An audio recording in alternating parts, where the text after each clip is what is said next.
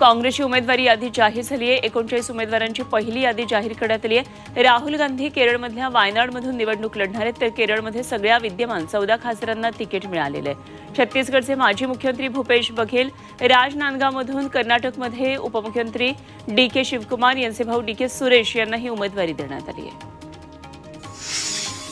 लोकसभेची उमेदवारी जाहीर होण्याआधी शिक्षण मंत्री दीपक केसरकर यांनी किरण सामंत यांचा उल्लेख उमेदवार असा केला। कुणकेश्वर चरणी दीपक केसरकर नतमस्तक झाले आणि त्यावेळी सामंतही त्यांच्या सोबत होते। त्यावेळी उमेदवार समोरच आहे असं सूचक विधानही केसरकरांनी केलं।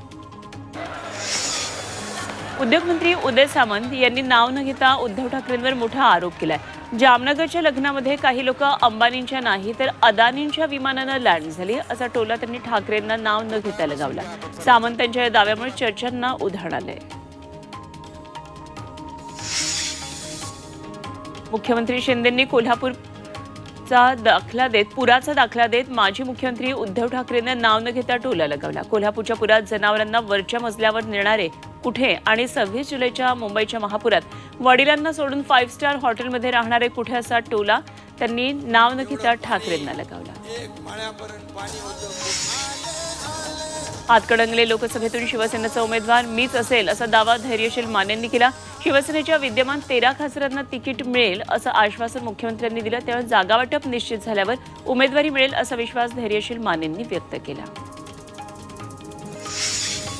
पुण्यातल्या भोरमध्ये महाविकास आघाडीची सभा होणार आहे। शरद पवार, सुप्रिया सुळे, संजय राऊत, बाळासाहेब थोरात या बैठकीला मार्गदर्शन करणार आहेत। या सभेच्या आयोजनाची जबाबदारी भोरचे आमदार संग्राम थोपटेंकडे आणि 3 एकरवर होणारी पुणे जिल्ह्यातली मवियाची ही पहिली सभा आहे। शरद पवार या सभेतून लोकसभेचे रणशिंग फुंकणार आहेत।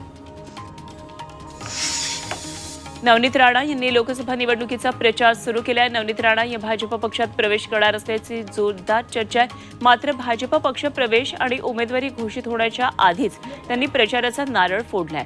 भाजप नेत्यांचे फोटो लावून प्रचाराचा हा रथ तयार केलाय आणि हा रथ घेऊन त्या मेळघाटमध्ये दाखल झाल्या।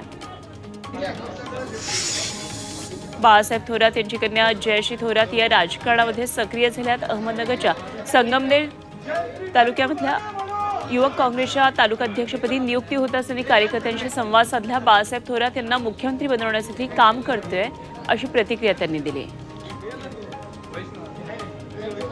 अंधेरीच्या गोखले पुलासंदर्भात आदित्य ठाकरेंनी राज्यपाल रमेश बैस यांना पत्र लिहिलं। महापालिका आयुक्त इक्बाल सिंग चहल आणि रेल्वेच्या संबंधित अधिकाऱ्यांची निलंबन करण्याची मागणी आदित्य ठाकरेंनी केली आहे। अहमदनगरच्या पाथर्डी आणि राहुरी तालुक्यातल्या कार्यक्रमात भाजप खासदार सुजय विखे आणि माजी आमदार कर्डिले यांनी मैं हूं डॉन या गाण्यावर ठेका धरला।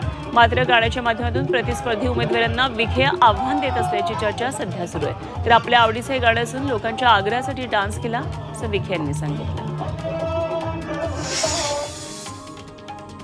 ज्येष्ठ समाजसेविका सुधा मूर्ती यांना राज्यसभेच्या खासदारपदी नियुक्त करण्यात आलंय। राष्ट्रपती नियुक्त म्हणून सुधा मूर्ती यांचा खासदारकीत समावेश करण्यात आलाय। तर नारी शक्तीचा सन्मान झाल्याचं पंतप्रधान मोदींच्या ट्विटरवरून सुधा मूर्तींचं त्यांनी अभिनंदन केलंय।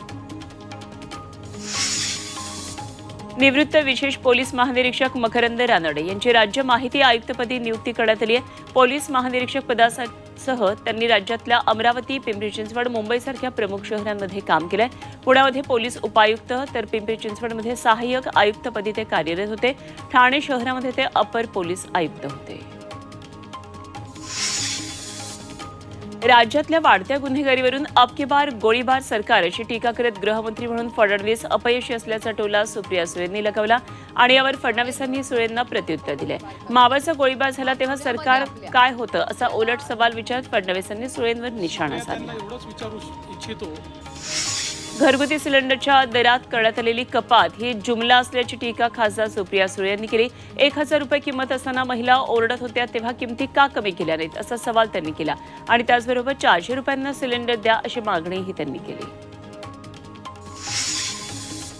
आगामी लोकसभा निवडणुकीच्या पार्श्वभूमीवर चंद्रपूर पोलीस गुन्हे शाखेनं 24,75,000ची रोख रक्कम जप्त केली। बल्लारपूर महामार्गावर एका कारमधून ही रक्कम घेऊन जाणाऱ्या व्यक्तीला ताब्यात घेतलं आणि जप्त केलेली रक्कम सध्या कोषागार कार्यालयामध्ये जमा करण्यात आली आहे आणि नेमकी कशासाठी वापरण्यात येणार होती याचा तपास पोलीस करतायत।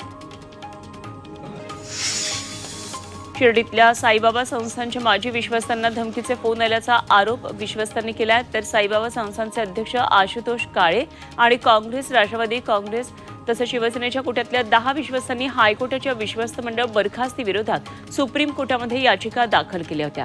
त्या मागे घेण्यासाठी धमकावलं जात असल्याचा आरोप विश्वस्तांनी केला आहे।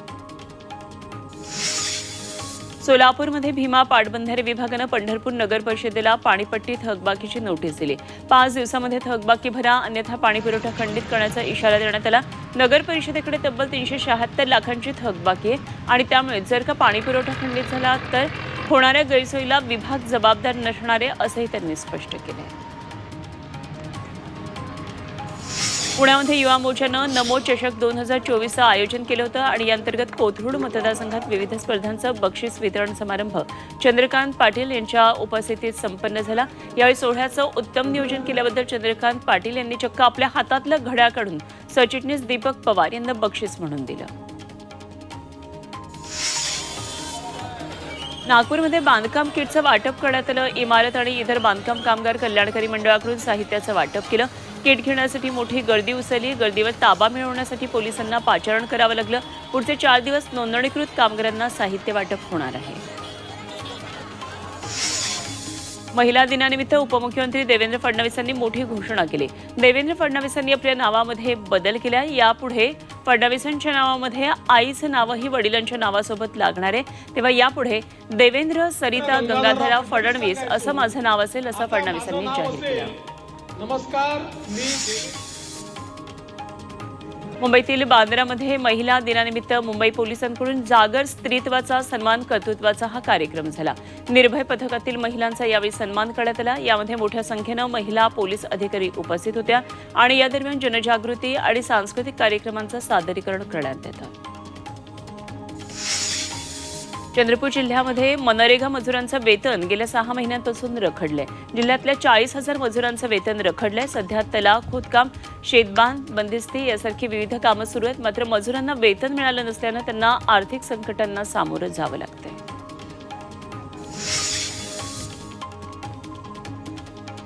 चंद्रपूरमध्ये छत्रपती संभाजी महाराजांवरील टपाल तिकिटाचं अनावरण सुधीर मुनगंटीवार यांच्या हस्ते झालं।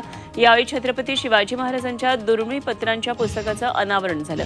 मराठीकालीन टाकसा संबंधीची मोडी कागदपत्र ब्रेल लिपीमध्ये मुद्रित शिवाजी महाराज आणि महाराष्ट्र गौड समुदाय या गॅझेटियरचंही प्रकाशन झालं। जळगावच्या भडगावमधील उपप्रादेशिक कार्यालयाचं उद्घाटन पालकमंत्री गुलाबराव पाटील यांच्या हस्ते झालं। यावेळी ग्रामविकास मंत्री महाजन उपस्थित होते। या कार्यालयामुळे वाहन पासिंग आणि इतर कामं जळगावातच होणार आहे। त्यामुळे नागरिकांचे 100 किलोमीटर अंतर पार करून जाण्याचा त्रास कमी होणार आहे। आमदार किशोर पाटलांच्या पाठपुराव्यामुळे हे शक्य झाल्याचं सांगितलं जात आहे। सोलापूरच्या सांगोला तालुक्यामध्ये टेंभू योजनेचं उन्हाळी पाण्याचं आवर्तन सुरू आहे। हेड टू टेल पद्धतीनं हे पाणी दिलं जाते। असं असताना जुनोनी गावाजवळ काही शेतकऱ्यांनी थेट जेसीबीनं खोदून पाणी वळवून आपल्या भागात नेलंय। याआधी देखील असे प्रकार घडले, त्यामुळे पाण्याच्या पळवापळवी विरुद्ध शेतकऱ्यांनी पोलिसांकडे तक्रार केली। पुण्यामधल्या शिवाळेवाडी गावातल्या महिलांना अनोखं गिफ्ट मिळालंय। त्यांची पाण्यासाठी होणारी पायपीट आता बंद झाली आहे। भाजपचे जिल्हा सरचिटणीस राहुल शेवाळेंनी स्वखर्चानं थेट दारापर्यंत पाण्याची लाईन सुरू केली आहे। त्यामुळे 150 ते 200 घरांना दारामध्ये आता पालिकेचं पाणी मिळणार आहे। राज्यातलं पहिलं शेतकरी प्रशिक्षण आणि शेतमाल विक्री केंद्र वाशिममध्ये बांधलंय आणि त्याचं लोकार्पण मुख्यमंत्र्यांच्या हस्ते झालं। शेतकऱ्यांचा सेंद्रिय भाजीपाला, धान्य, फळांची शेतकरी ते ग्राहक थेट विक्री या ठिकाणावरून करता येणारे महाशिवरात्रीनिमित्त प्रायोगिक तत्वावर हे केंद्र सुरू झालंय। अमरावतीतल्या विदर्भातील प्रकल्पग्रस्त शेतकऱ्यांनी जिल्हाधिकारी कार्यालयासमोर सामूहिक आमरण उपोषण सुरू केलंय। फडणवीसांनी आश्वासन देऊन सुद्धा ते पूर्ण झालेलं नाहीये, त्यामुळे त्यांनी उपोषण सुरू केलं। प्रकल्पग्रस्त प्रमाणपत्र द्यावं, जमिनीला वाढीव मोबदला द्यावा, प्रकल्पग्रस्त कुटुंबातील एकाला नोकरी द्यावी यासह अनेक मागण्या करण्यात आल्या। सिंधुदुर्गात शालेय मुलांना अन्नातून विषबाधा झाली आहे। सावंतवाडी तालुक्यातल्या एका विद्यालयामध्ये तब्बल 43 विद्यार्थ्यांना विषबाधा झाली। सकाळी नाश्ता केल्यानंतर मुलांना जुलाब आणि उलटीचा त्रास सुरू झाला। नाश्त्यात वापरण्यात आलेला बटाटा हा खराब असल्यामुळे त्रास झाल्याचा अंदाज शिक्षकांनी वर्तवला। विद्यार्थ्यांना तात्काळ सिंधुदुर्ग ग्रामीण रुग्णालयामध्ये दाखल करण्यात आलं।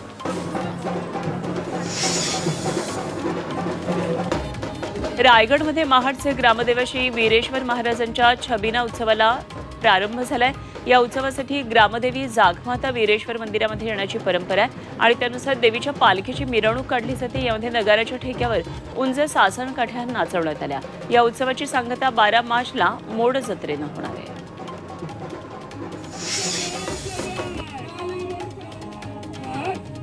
हिंगोलीमध्ये मतदान प्रक्रियेमधून ईव्हीएम हटवण्याच्या मागणीसाठी महाविकास आघाडीनं जिल्हाधिकारी कार्यालयावर भव्य मोर्चा काढला। ईव्हीएम हटाव देश बचाव अशा घोषणा यावेळी देण्यात आल्या। शेती पिकांना हमीभाव द्या, पीक विमा, खत औषधांचे दर कमी करावे, तसेच 24 तास वीज द्यावी अशा अनेक मागण्या शेतकऱ्यांनी यावेळी केल्या।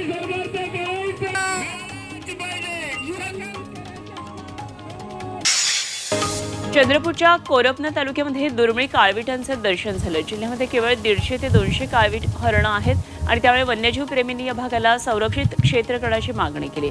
वन्यजीव अभ्यासक सुरेश चोपडे यांनी याबाबत तातडीनं पावलं उचलण्याचं पत्र महाराष्ट्र वन विभागाला लिहिलंय। वर्ध्यात भूसंपादन विभागातील अपहार प्रकरणात 5 जणांना अटक करण्यात आली आहे। लघुसिंचन आणि कालवे भूसंपादन विभागात हा अपहार झाला होता। तब्बल 2,64,00,000च्या अपहार प्रकरणात 5 जणांना अटक करण्यात आली। या प्रकरणात तत्कालीन उपजिल्हाधिकारी स्वाती सूर्यवंशींविरोधात गुन्हा दाखल करण्यात आला। गोंदिया जिल्ह्याच्या सौदाळमधील राष्ट्रीय महामार्गावर असलेल्या किराणा दुकानाला भीषण आग लागली। मोठ्या सिलेंडरमधून छोट्या सिलेंडरमध्ये गॅस भरताना स्फोट झाल्याची प्राथमिक माहिती समोर आली आहे। सुदैवानं कोणतीही जीवितहानी झाली नाही, मात्र 2 किराणा दुकानं जळून खाक झाली तर दुकानदारांचं लाखोंचं नुकसान झालं। विरारमधल्या जाधवपाडा परिसरातल्या प्लास्टिकच्या गोडाऊनला भीषण आग लागली। यामध्ये शेजारी असलेल्या गॅरेजमधली वाहनं जळून खाक झाली।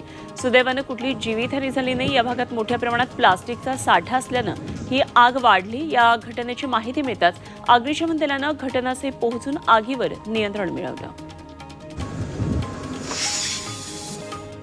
चंद्रपूरमध्ये एका सीआयएसएफ जवानाचा अपघाती मृत्यू झाला। दीपक चरण बघेल असं त्याचं नाव आहे। ते नागपूरवरून परत येताना भद्रावती शहराजवळ त्यांचं गाडीवरचं नियंत्रण सुटलं।